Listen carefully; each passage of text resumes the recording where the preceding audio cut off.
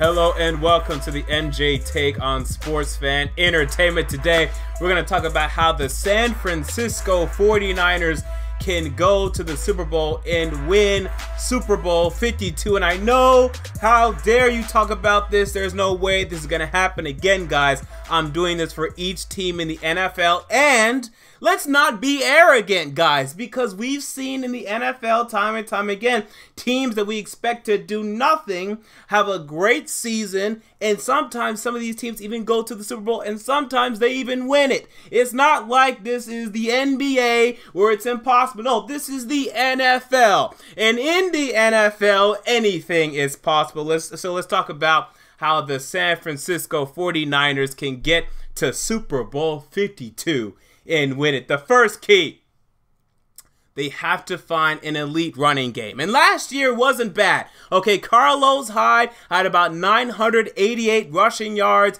about 4.6 yards per carry, and about 6 touchdowns. That's decent. But he still missed 3 games, and he still missed times in the games where he was healthy, okay, where he started. That's still an issue. He needs to be healthy, and they need to get really good production out of their running game. Their quarterback play will likely not be great under any circumstances, but their running game I could see being really good, and the 49ers to me solidified their running back core when they drafted Joe Williams, the running back out of Utah, in the 4th round. I am a huge fan of Joe Williams. This is a guy that at Utah was a really impressive runner, ran a 4.41 40-yard dash at the combine, and has some nice traits. Well, why did he go in the 4th round?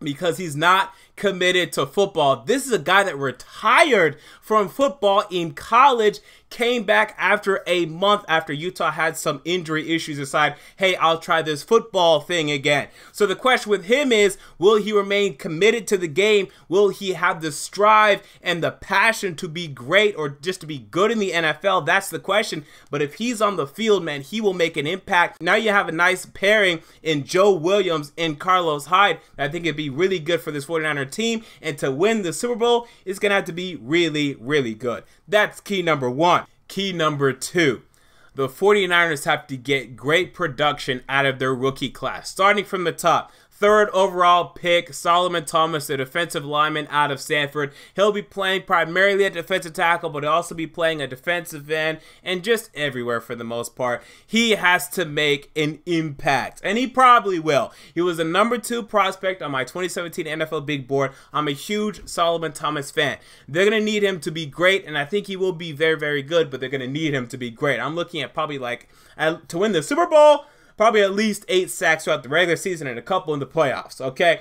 That's the first guy. Second guy, Reuben Foster, the middle linebacker out of Alabama. He'll likely play weak side linebacker in the 49ers 4-3 scheme, as Foster is only about 225, maybe 230 pounds. He'll be playing weak side. Navarro Bowman in the middle in their new 4-3 defense under new defensive coordinator. So with that in mind, he has to be great.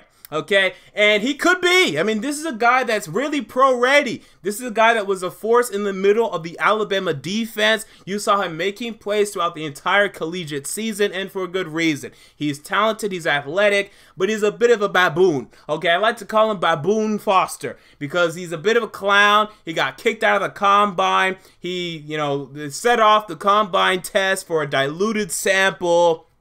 He's a baboon. He's done a bunch of stuff that I look at this guy, I listen to this guy in interviews, and he's just like a nice Alabama kid. But something about this guy really concerns me. When you get kicked out of the combine, imagine this, okay? Remember back when you were a student, okay, in high school or whatever, okay, even in middle school, and you had a big exam like the ACT or the SAT. Okay, you're gonna go take this big test. This is a test that is huge in terms of your future prospects.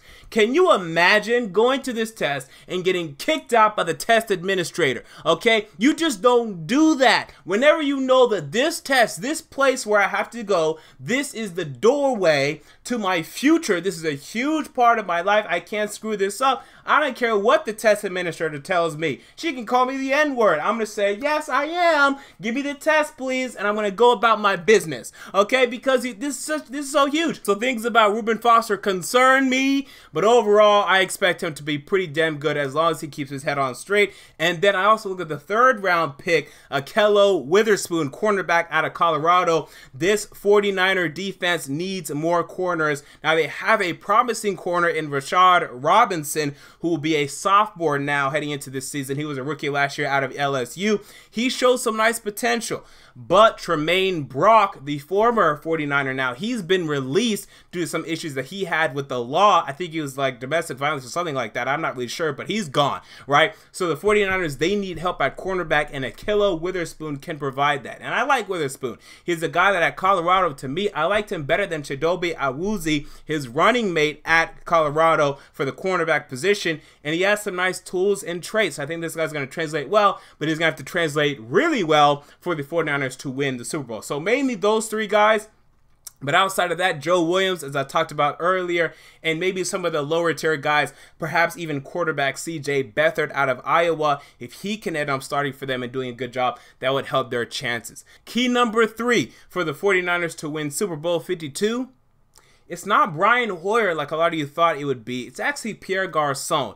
He's going to have to be elite, okay? And this is asking a lot. Pierre Garçon, he's over 30 years old at this point. I'm not sure exactly what age he is, but maybe he's actually about 30. Maybe he's 30 exactly, maybe plus or minus a year. But the point is, he's getting old at this point. This is his 3rd team, right? He used to be on the Indianapolis Colts so many years ago, then played for the Redskins for about 3 or 4 years, now with the 49ers. The guy's getting old, but they're going to need him to be great.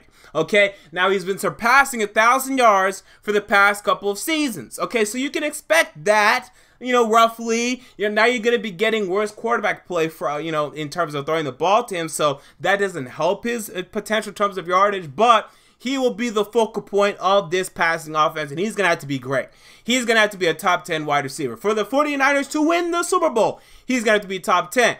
Can he do that? I could see a dimension where that happens. I could see a realm, so that's why I'm talking about it, but I doubt it, right? I still expect him to surpass 1,000 yards, especially with this 49er receiving core, which outside of him, let's face it, guys, is bad, okay? It's pretty bad. Right now, you have nobody. I mean, really have nobody. You signed Marquise Goodwin. It was nothing more than a deep threat for the Buffalo Bills, although he could develop into more. That's all he was. Jeremy Curley, who's all right, and now at least he won't have to be your best receiver like he was last season. Now he can be number 2 or number 3, so that's better for him. You have Vance McDonald at the tight end position. That guy may be released when it's all said and done before training camp. He was not impressive last season, and I think they're getting sick of him not reaching his potential. Aldrick Robinson and some other guys. The wide receiving core is not great. So if the 49ers are going to win Super Bowl 52, it's going to require Pierre Garçon to be elite, to be at least a top 15 wide receiver in the NFL, probably put out 12 to 1,300 yards this year. And because he's really going to be the focal point of this receiving core, it's actually possible, so let's consider it, and that's key number 3. Now, one thing I did not mention was the quarterback position, which is shocking. But I think we already know what we're going to get from Brian Hoyer. And it's not bad. Okay, last year, Brian Hoyer had 6 touchdowns to 0 interceptions. Now, I'm not sure he won a game, but that's all right.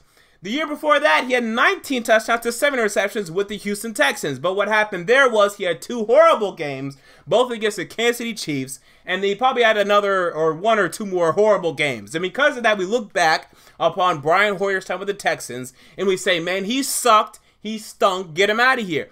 Brian Hoyer as a bridge quarterback, as a starter for a year or 2 at max, he's actually not too bad. I'd make the argument that he's better than Blake Bortles. Okay, so I think we know what we're going to get from Brian Hoyer, not Blake Bortles. Well, we know what we're going to get from him, but it's not good. I think we know what we're going to get from Brian Hoyer. I'm fine with that. I think they're fine with that. So as long as he remains at his baseline right now where he's been playing for the past 2 years, I don't need to consider it because I think he's actually been playing decent.